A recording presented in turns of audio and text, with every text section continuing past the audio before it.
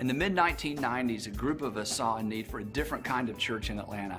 So we planned for about a year, and then we purchased an 85-acre tract of land just north of the city, where we ultimately built a 226,000 square foot building with seating capacity for about 5,000 people.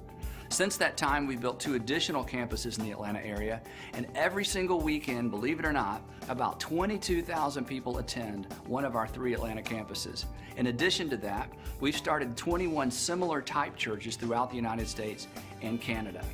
Now, one of the things that has contributed to our success has been our ability to cast a compelling vision and then make it stick. We decided at the very beginning that everybody, our staff and all of our congregations, needed to be able to answer 2 simple questions. What are we doing and how do I fit in? What are we doing and how do I fit in? The other thing we decided is that if people don't know where we're going, it's because we haven't made it clear. During our time together, I want to share with you what we've discovered about developing a corporate vision and then making it stick. Now, I realize that our contexts are very different, but I believe the principles that I'm going to discuss are completely transferable. Now, since we're discussing vision, let's begin with a definition. A vision is simply a mental picture of what could be, fueled by a passion that it should be. A mental picture of what could be, fueled by a passion that it should be. Now, as you know, a mental picture of what could be is really nothing more than a dream, and we've all had dreams. But when your picture of what could be is harnessed with a passion that something needs to be, that something has to be done or changed, then you're on the verge of a vision. Vision always begins with a burden for something that needs to be done. If you're a leader in an organization, either for-profit or not-for-profit, chances are you're pretty clear on what your vision is. The challenge, of course, is that vision doesn't stick. Vision leaks. As clear as you think you've been, invariably somebody walks up and asks a question that you've already answered 100 times, and they make a suggestion that makes you wonder if they've heard anything you've said as it relates to the direction of your organization. And you wonder how in the world could they have lost focus so quickly? You just talked about that. So the tendency for us is to get frustrated, but the truth is, if the people in our organization have questions about where we're headed, it's probably because the vision has leaked, and that's not really their fault. Ultimately, it's our fault.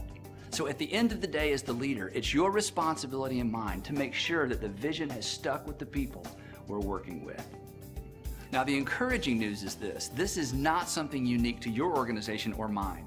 In February of 2007, an email leaked out of Starbucks headquarters, and of course initially there was some question about its authenticity, but as it turns out, this was actually an email sent from Howard Schultz, the chairman of Starbucks, to Jim Donald, who was then the CEO, and it started like this.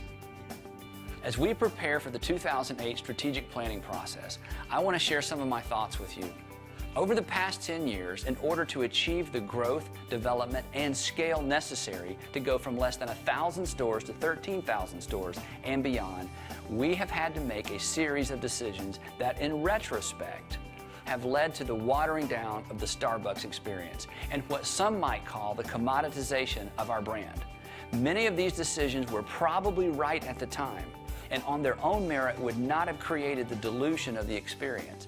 But in this case, the sum is much greater and, unfortunately, much more damaging than the individual pieces. It's time to get back to the core and make the changes necessary to evoke the heritage, the tradition, and the passion we all have for the true Starbucks experience. Now, the first time I read that, and after I checked around to make sure it was authentic, it kind of blew my mind.